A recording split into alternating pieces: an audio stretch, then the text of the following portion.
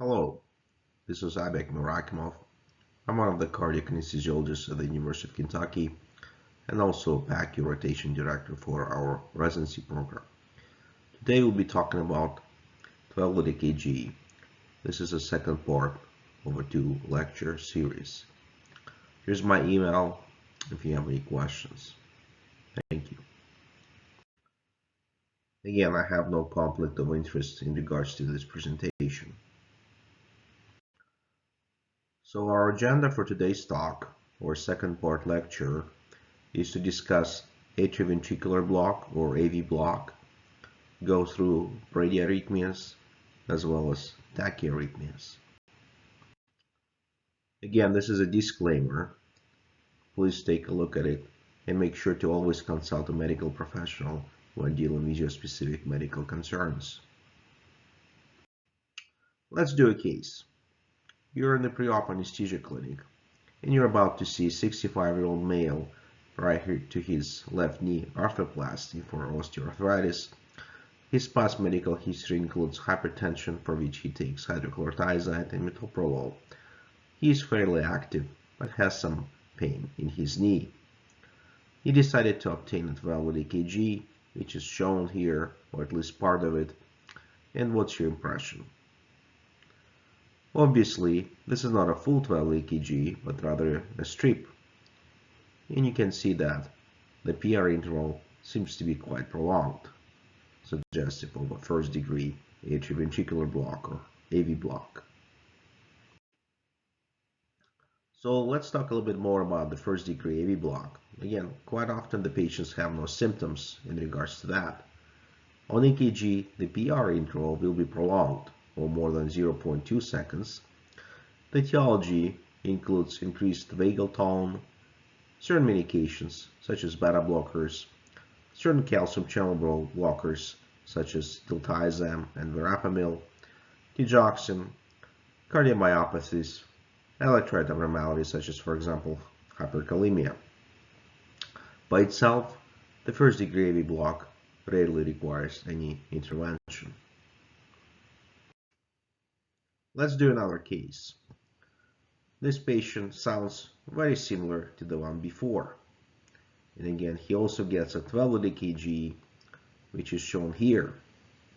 Please take a closer look at this EKG. Again, if you look at the bottom of the EKG paper, lead 2, you can see that the PR interval seems to be getting prolonged with every QRS beat until the P wave doesn't get conducted to the ventricle and there is no QRS complex to follow after the P wave. So the previous EKG showed a Mobitz type 1 second-degree AV block. Again, just to remind ourselves, you have a progressive prolongation of the PR interval followed by a non-conductive P wave, meaning that there is no QRS complex to follow the P wave. Most patients are symptomatic. The etiology is very similar to the first-degree AV block. Management is supportive. Many patients will not require any specific treatments. For patients who are symptomatic, several treatment modalities can be considered. For hemodynamically stable patients who are symptomatic, you can start with anticholinergic agents such as atropine or glycopyrrolate plus minus pacing, which is usually started with transcutaneous.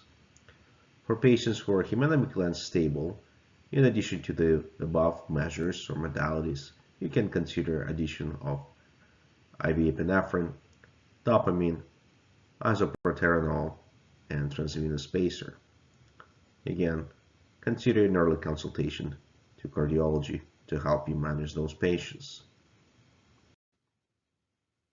Let's do another case.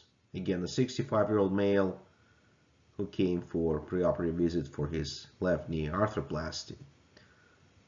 Like our previous patients, he takes hydrochlorothiazide and metoprolol. However, he has a little bit more symptoms than our other patients did, such as occasional fatigue, lightheadedness. And you obtain a 12-lead EKG, which is shown here. Please take a look at this 12-lead EKG.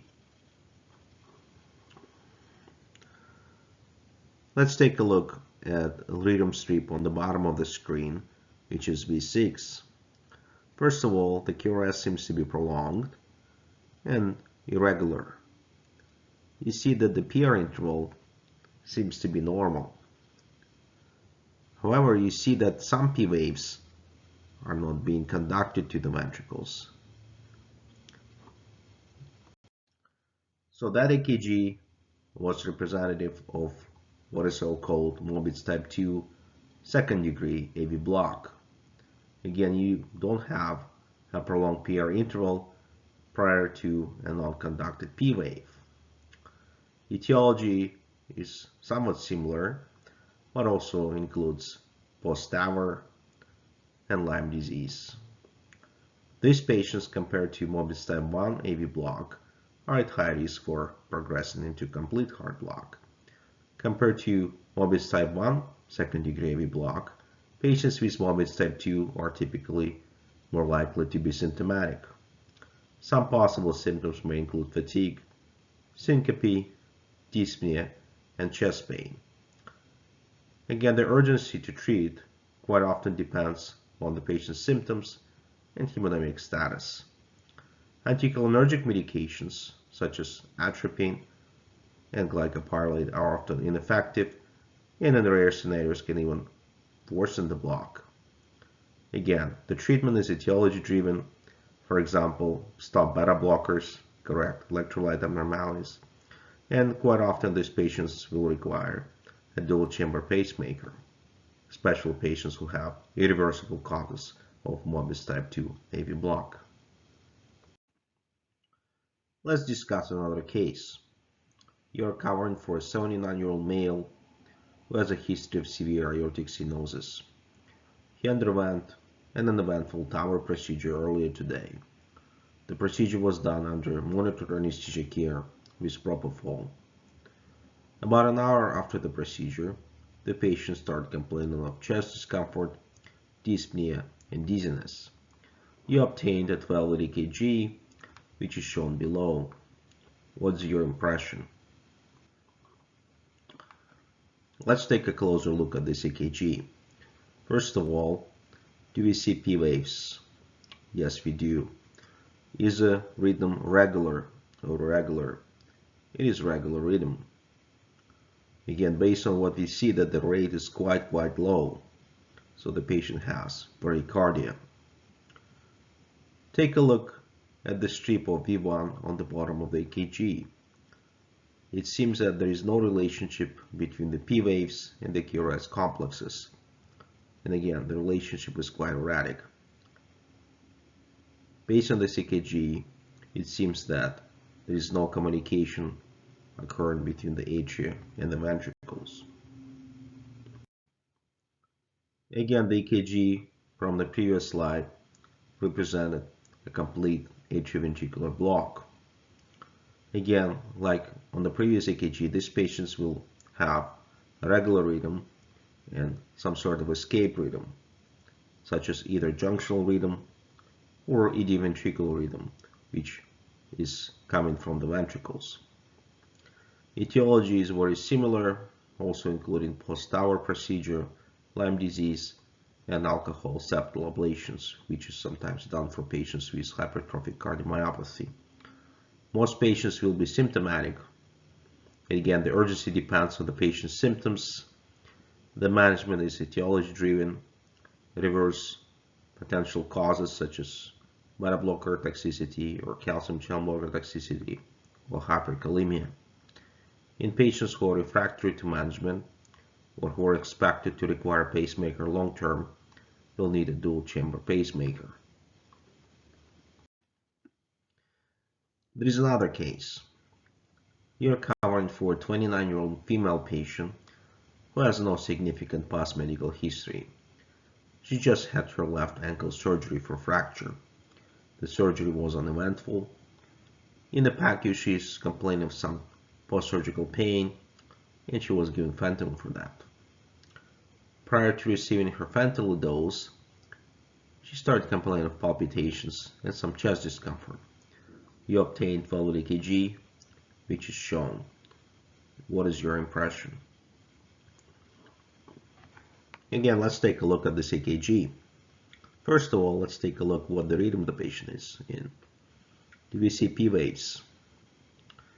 I don't really see any obvious P waves, so we'll say that the rhythm is not sinus. Next is QRS and rate. QRS is both positive in lead 1 and 2, so it's a normal axis, and the rate seems to be quite on the higher side. So roughly about 2 big boxes will give you a rate of about 150. And again, the next question to ask yourself when you're dealing with tachyarrhythmia is to analyze the QRS complex. Does QRS complex seem to be prolonged, such as more than 0.12 seconds or not? And this seems to be a narrow QRS complex. So here we are dealing with narrow complex tachycardia. So the patient from the previous slide has AV nodal reentrant tachycardia, or AV-NRT. The term SVT is quite often used interchangeably with AV-NRT. AV-NRT typically has abrupt onset and termination. Typical heart rate is from 140 to 220 and is regular. P waves are usually not seen because they're buried within the QRS complex. Chest pain, palpitations, and dizziness are some of the potential symptoms. Measurement depends on the symptomatology and hemodynamic stability of the patients. For patients who are stable, vagal maneuvers such as Valsalva and cardiac massage can be performed. Again, use caution, especially in elderly patients or patients with strokes and cardiac atherosclerosis when you perform cardiac massage because of the risk of plaque disruption and stroke. Pharmacological agents which can be considered for those patients include adenosine, beta blockers, and calcium channel blockers. For patients who are hemodynamically unstable or in patients who failed other treatments, synchronized electrical cardioversions with 50 to 100 joules should be considered. And again, long-term management includes catheter ablation in the electrophysiology or EP lab. Let's do a similar case, who also required a 12 EKG in the PACU. So here's a 12 EKG, please take a look. So let's review this 12 EKG. What is a rhythm? Do we see P waves? No, we do not. What's a rate? Again, it appears to be one large box between the QRS complexes, so the rate is tachycardic and close to 300. The next question, what's the axis? Again, QRS is positive in both leads 1 and 2, so this is a normal axis. QRS appears to be narrow, and there seems to be some sort of an upsloping of the R wave, especially if you pay attention to left precordial leads such as V4, V5, and V6. So this patient has atrioventricular reentrant tachycardia, or AVRT. Quite often these patients have accessory pathways such as Wolff-Parkinson-White or WPW. The heart rate tends to be higher than in patients with AV-NRT and is typically from 200 to 300. QRS can be both normal or prolonged, and the measurement is similar to AV-NRT. When the QRS is prolonged, it can mimic ventricular tachycardia.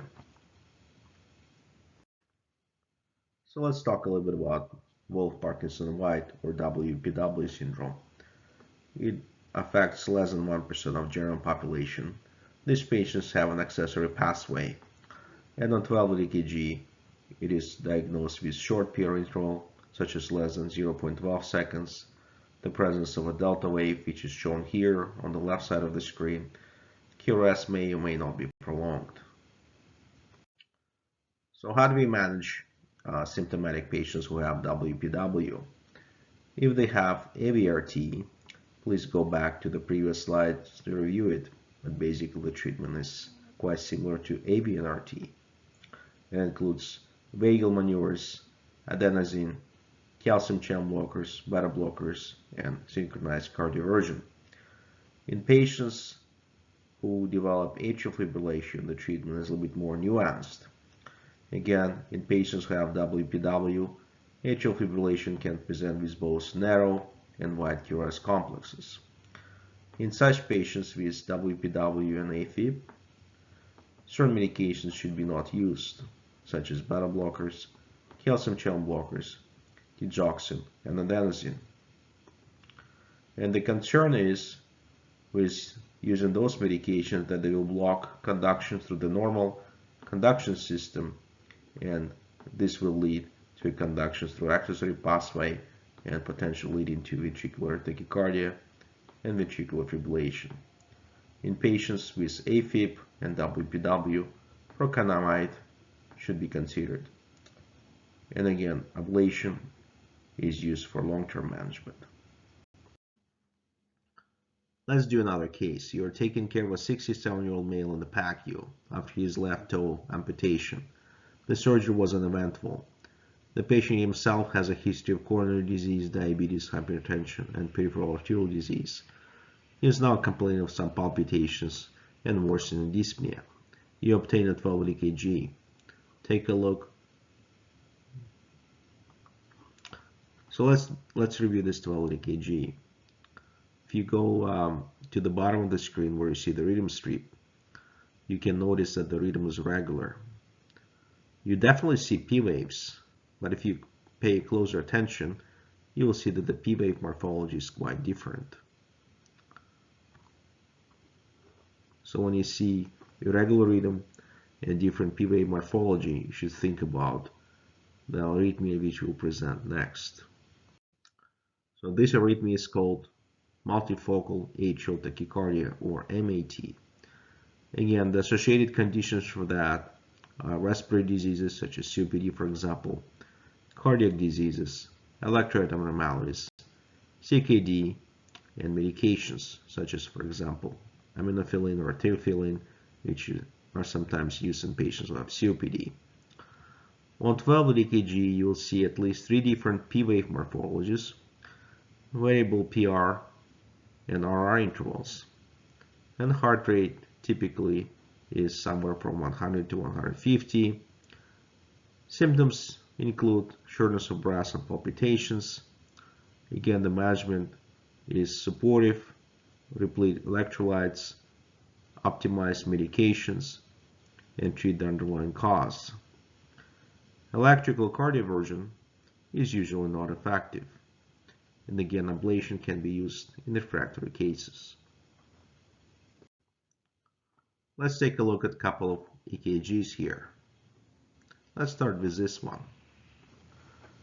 So again, what do we see here? The axis is normal.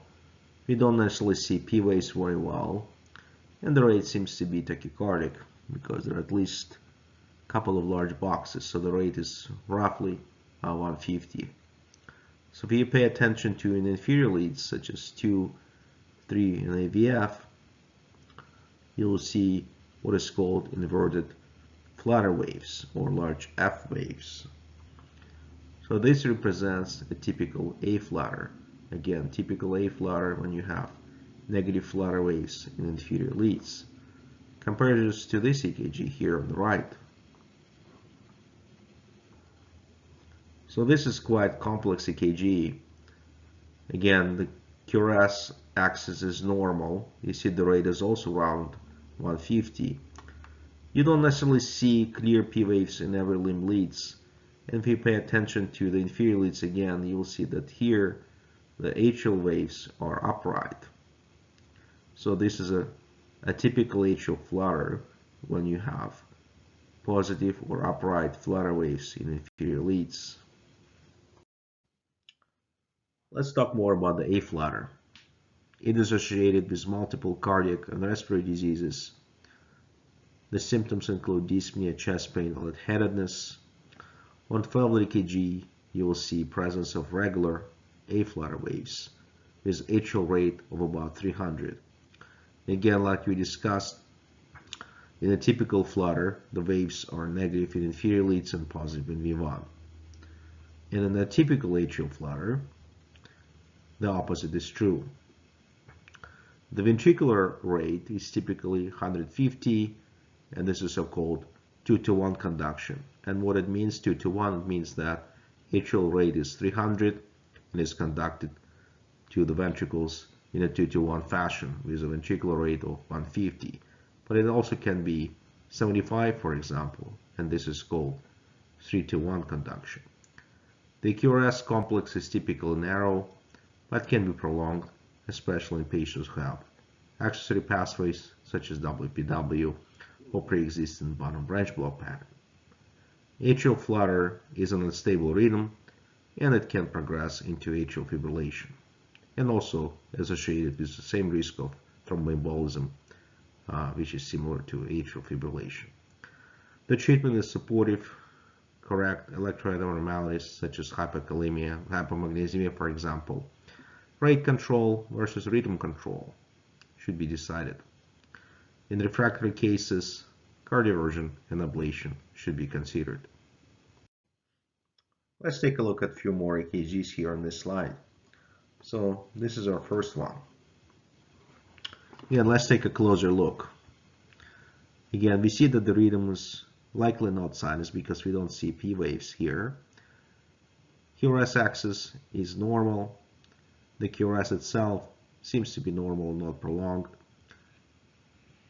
But the rate and rhythm appear to be quite irregular.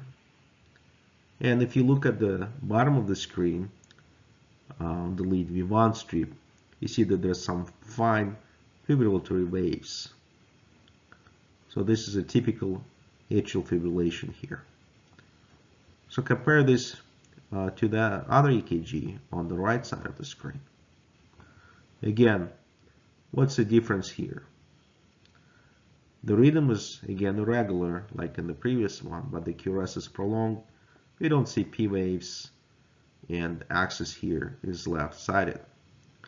Again, this may make you think that the patient has some sort of ventricular tachycardia because of the nature of the QRS complex.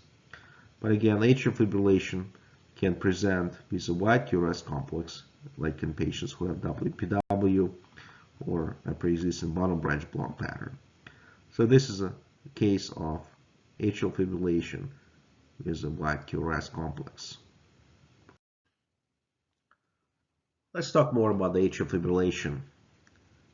Risk factors include cardiac disease, respiratory disease, obstructive sleep apnea, recent surgery such as cardiac, thoracic, and hyperthyroidism. Well, some patients may be asymptomatic, and some may have symptoms such as dyspnea, palpitation, fatigue, and lightheadedness. On 12 EKG, we will not see P waves, but rather rapid with an atrial rate of about 300 to 600 low amplitude fibrillatory waves. Ventricular rate is typically irregular. In patients who have AFib and complete heart block, the atrial fibrillation can present with regular QRS rhythm. And again, in most patients, QRS is typically normal and not prolonged. However, in patients who have an accessory pathway, such as WPW or pre-existing bottom branch block, it can be prolonged. The treatment includes rate control with beta blockers, calcium channel blockers, or digoxin, pharmacological rhythm control such as lecainide, amiodarone, electrical cardioversion, some sort of ablation, and antithrombotic therapy in patients who are deemed not high risk for bleeding to prevent thromboembolic events. Let's do another case. You have a 67-year-old male in the PACU who has history, coronary disease, diabetes, hypertension, and peripheral arterial disease. He uneventably underwent left toe amputation under regional anesthesia. Now he's having some palpitations and worsening shortness of breath. You obtained 12 EKG, which is shown here. What is your impression? So again, let's take a look. We see that the QRS complex is quite bizarre. Again, we don't see P waves necessarily, and QRS is quite prolonged. So what about the rhythm and rate? So the rate seems to be tachycardic of at least 150 because you see that there are at least two large boxes between the QRS complexes. And again, to summarize, no visible P waves, regular tachycardia is a wide QRS complex. One should think about monomorphic ventricular tachycardia. And what I mean by monomorphic is because the QRS complexes seem to be of a similar morphology. So again, let's talk more about monomorphic ventricular tachycardia. A lot of these patients will have some sort of cardiac disease. The symptoms may include palpitation, chest pain, fatigue, lightheadedness, and in extreme cases, sudden cardiac death. On 12 ECG, the heart rate is typically more than 100, and again, regular wide complex tachycardia. The treatment in stable patients include amiodarone, lidocaine, or procainamide. In unstable patients, you follow the ACLS algorithm and consider synchronized cardioversion. Correct electrolytes, such as low potassium and low magnesium. Long-term treatment and management of this patient include placement of ICD, if appropriate, and catheter ablation.